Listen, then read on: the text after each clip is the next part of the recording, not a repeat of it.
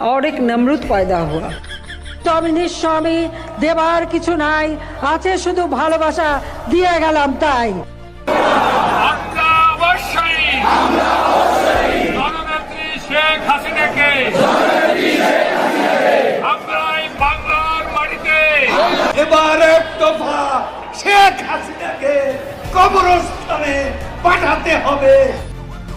এটা হাস্যকর এই দেশের জনগণের জন্য হাস্যকর। অনেকেই কিন্তু মাংস খেতে চায় না, মাংসের পরিবর্তে এখন কাঁঠাল।